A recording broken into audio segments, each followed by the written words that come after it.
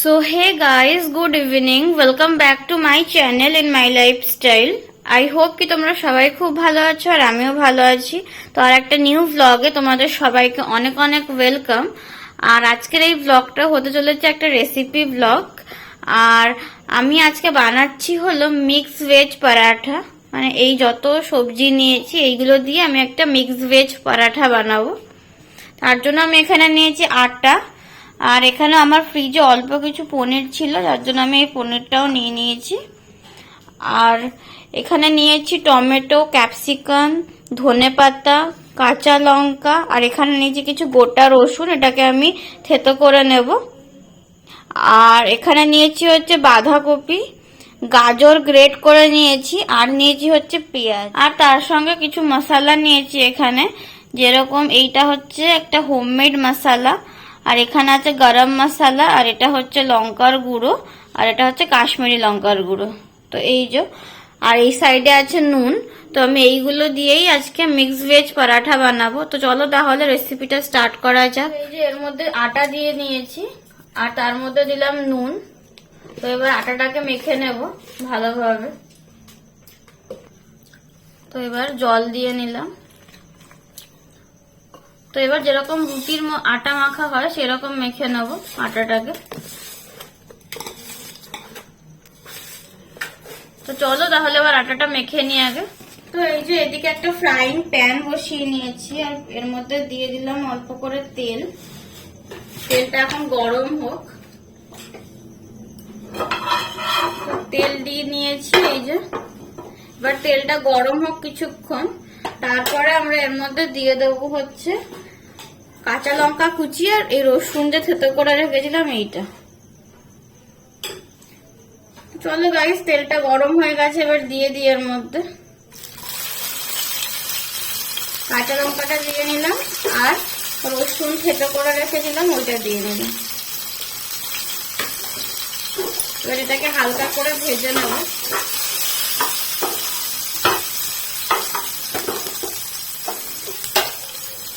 এবার এর মধ্যে দিয়ে দেবো হচ্ছে ক্যাপসিকাম কুচি, দিয়ে এটাকে হালকা করে ভেজে নেব।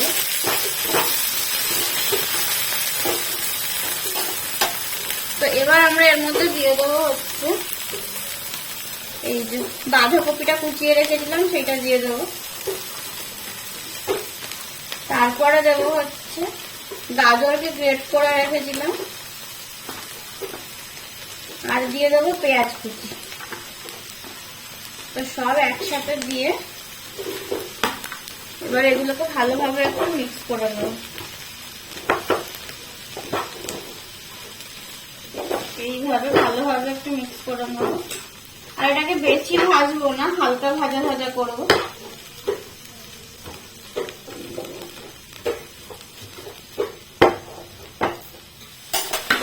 তো এবার এর মধ্যে দিয়ে দেবো এই টমেটো কুচি। তো তার সঙ্গে আর দিয়ে দেবো হচ্ছে একটু অল্প করে নুন। তো এই যে এবার সব সবজিগুলো হালকা সেদ্ধ হওয়ার জন্য এর মধ্যে অল্প করে নুন দিয়ে দিলাম। দিয়ে এবার আবার এটাকে ভালোভাবে মিক্স করবো সব একসাথে। এইভাবে ভালোভাবে মিক্স করে নেব।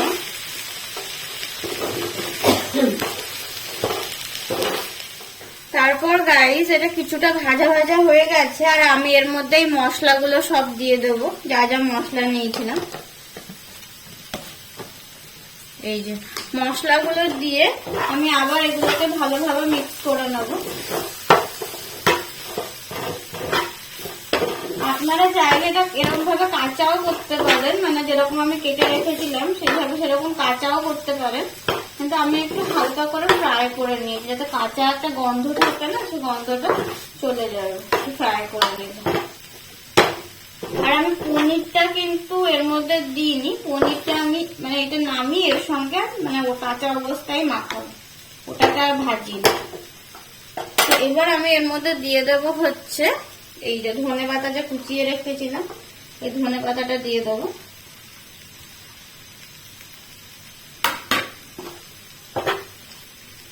দিয়ে এটাকে এইভাবে আবার মিক্স করে নেব।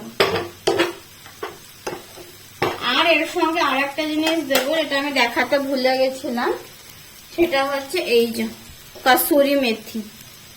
তো কসুরি মেথি অল্প করে এর মধ্যে দিয়ে দিন, এটা ভালো একটা ফ্লেভার আসবে, যার জন্য কসুরি মেথিটাও দিয়ে দিলাম।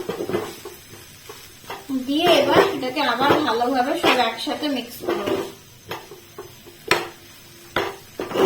এইভাবে মিক্স করে নিলাম সব একসাথে। তো এটা আর 5 মিনিট মতো হবে, হলে আমি এটাকে নামিয়ে ফেলবো। তারপর গাইস এই যে এটা আমাদের প্রায় রেডি হয়ে গেছে। এই যে এরকম ভাজা ভাজা পুরো করে নিয়েছি, বেশি ভাজিনি, হালকাই ভেজেছি। তো চলো এটাকে তাহলে আমরা এখন নামিয়ে নিই। গ্যাসের ফ্লেমটা অফ করে দিলাম, এবার চলো এটাকে নামিয়ে নিই।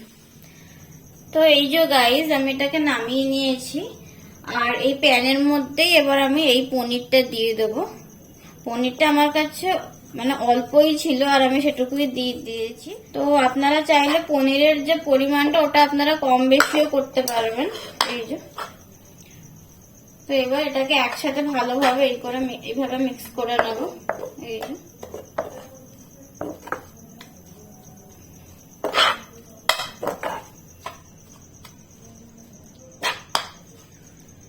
তো আমাদের স্টাফিংটা এই যে এবার রেডি হয়ে গেছে। আর এই যে আমাদের স্টাফিংটা পুরো রেডি হয়ে গেছে। তো এবার এটা কিছুক্ষণ ঠান্ডা হবে, কারণ এটা অনেকটাই গরম আছে। আমি জাস্ট এই মাত্রই এটা গ্যাস থেকে নামালাম। তো এবার এটা কিছুক্ষণ ঠান্ডা হোক। আর এই যে আটার আমি এরকম ভাবে লেচি কেটে নিয়েছি, আর একটু বড় বড়ই রেখেছি। তো এই যে আমি ছখানা লেচি কেটে নিয়েছি। তো চলো তাহলে পরোটাটা এখন স্টার্ট করি।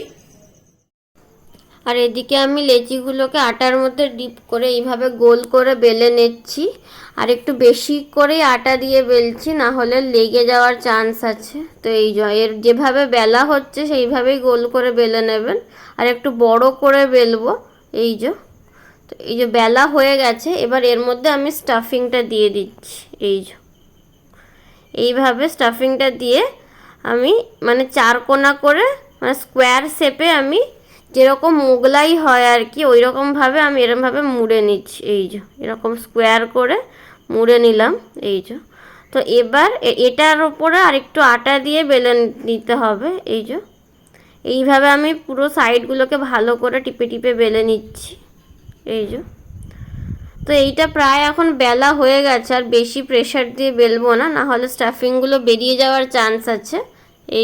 তো এবার এটাকে ভেজে নেব। আর এই পরোটাগুলো আমি ভাজবো এই প্যানটার মধ্যে। তো এই প্যানটার মধ্যে আমি অল্প করে তেল দিয়ে নিলাম এইভাবে। তো তেলটা এখন কিছুক্ষণ গরম হবে, একটু ভালো করেই গরম হবে, না হলে পরোটাগুলো ভালো করে ভাজা যাবে না। তো এখন আমরা এর মধ্যে পরোটাগুলো দিয়ে দেবো। তো এইভাবে দিয়ে ভালো করে একটু বেশি করে তেল দিয়ে মানে পরোটাটাকে একটু ভালো করে তেল খাইয়ে এরকমভাবে এপিট ওপিট করে ভেজে নিতে হবে। আমি যেভাবে এখানে ভাজছি সেরকমভাবেই ভাজতে হবে, না হলে পরোটাটা কাঁচা রয়ে যাবে। কিন্তু ভিতরে সবজিগুলোতে আমি হালকা করে জাস্ট ফ্রাই করে নিয়েছিলাম, যার জন্য মানে কাঁচা ভাবটা বোঝা যাবে না, কিন্তু পরোটাগুলো কাঁচা কাঁচা রয়ে যাবে, মানে পরোটার যে আটাটা থাকবে ওটা কাঁচা কাঁচা রয়ে যাবে। এই জন্য একটু বেশি করে তেল খাইয়ে পরোটাটাকে ভালো করে এপিট ওপিট করে এইভাবে ভেজে নিতে হবে। আর একটু সময় নিয়ে ভাজতে হবে, মানে একটা পরোটা ভাজতে প্রায় ওই আমার 2 মিনিট থেকে 3 মিনিট মতো লেগেছে। এইভাবে আমি লাল লাল করে পরোটাগুলোকে ভেজে নিচ্ছি। আর এইটা প্রায় ভাজা কমপ্লিট হয়ে গেছে। তো এবার এটাকে আমরা নামিয়ে নিলাম। তারপর গাইজ এইদিকে আমাদের একটা পরোটা রেডি হয়ে গেছে, আর একটা এইভাবে সেম প্রসেসে করে নিচ্ছি। প্রথমে আবার আটাটাকে মানে বেলে নিচ্ছি, আটার যে লেচিটা ছিল তো বেলে ওর মধ্যে আবার স্টাফিং দিয়ে মানে যেভাবে আমি ফার্স্টটা করেছিলাম বাকি সবগুলোই সেভাবে করে নিচ্ছি। তো চলো গাইজ তাহলে সবগুলো করে তোমাদের সঙ্গে আবার শেয়ার করছি। আর গাইজ এইদিকে আমাদের মিক্স ভেজ পরাঠা রেডি হয়ে গেছে, আর আমি সার্ভও করে নিয়েছি, টমেটো সসের সঙ্গেই সার্ভ করেছি। আর আমি পরোটাগুলোকে এইভাবে মানে মোগলাইয়ের মতন শেপ দিয়ে কেটে নিয়েছি যাতে খেতে সুবিধা হবে। তো তো আজকের এই রেসিপিটা তোমাদের কেমন লাগলো কমেন্ট করে জানিও। আর যদি আজকের এই ভিডিওটা তোমাদের ভালো লেগে থাকে অবশ্যই একটা লাইক, শেয়ার, সাবস্ক্রাইব, কমেন্ট করে দেবে। দেখা হচ্ছে তোমাদের সঙ্গে পরের ভ্লগে। সবাইকে টাটা, সবাই খুব ভালো থাকবে আর সুস্থ থাকবে।